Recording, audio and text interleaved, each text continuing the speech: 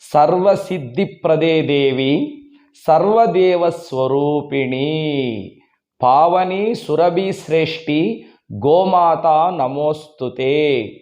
ఈ శ్లోకాన్ని తప్పకుండా అందరూ నేర్చుకోండి. సర్వసిద్ధిప్రదే దేవి సర్వదేవస్వరూపిణి పావని సురభి శ్రేష్ఠి గోమాత నమోస్తుతే.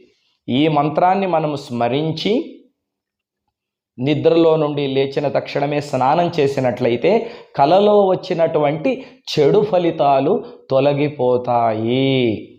అంతేకాదండి, గోమాతను ఎవరైతే ప్రతినిత్యము పూజిస్తారో వారి ఇంట్లో లక్ష్మీదేవి తప్పకుండా ఉంటుంది.